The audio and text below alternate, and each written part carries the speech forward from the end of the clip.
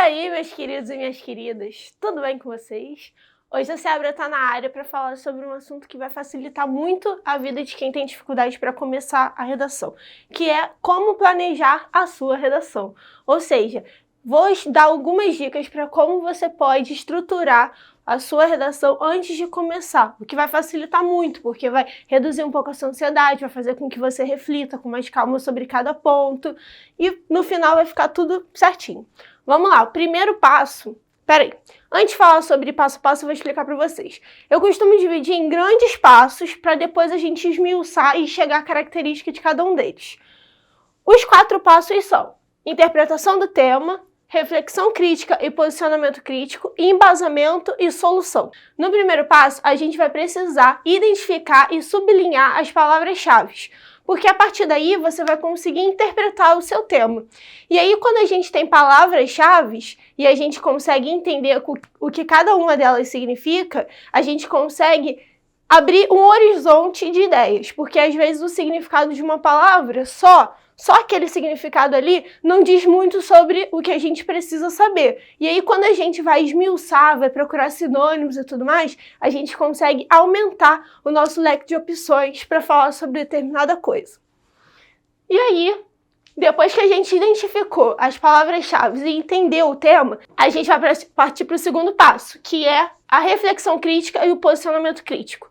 Ou seja, é a parte que a gente vai focar na introdução. A gente vai pensar numa forma de contextualizar e numa forma de fazer a tese. Por isso que tem muita palavra crítica aí.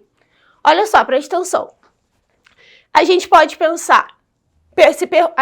se perguntar quais são os problemas que afetam essas pessoas, por quê, de que forma e há quanto tempo. Partindo dessas questões aqui, a gente consegue fazer as delimitações corretas que o tema está propondo. Geralmente, sempre vem na proposta temática o público, a localização histórica, se é atualmente, se é antigamente, enfim, o local também. Se é no Brasil, se é no mundo... E aí, uma dica muito importante aqui é de como você pode estruturar a sua tese. Gente, é a coisa mais simples. Depois que eu consegui descobrir esse método para poder montar a minha tese, enquanto eu era vestibulanda, tudo melhorou para mim em redação. Você vai separar situação-problema e 2 razões que explicam essa situação-problema.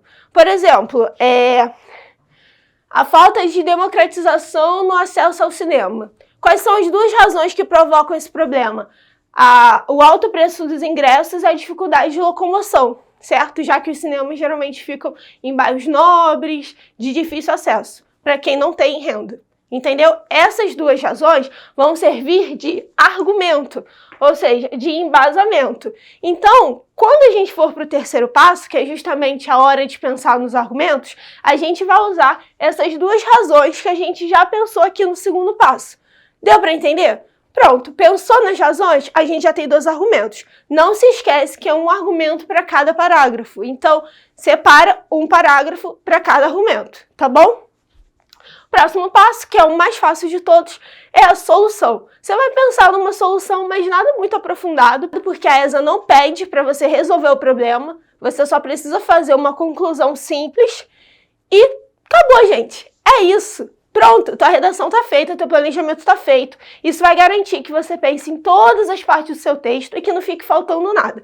Principalmente a tese, que vai precisar ser retomada a cada parágrafo de argumentação, e a conclusão, que não vai ficar sem pé nem cabeça, porque você já vai ter visto todos os pontos que você falou no texto. Beleza? Se você quer tirar o 10, vem comigo, me acompanha aqui, continua seguindo a gente nesse canal e bora pro próximo vídeo.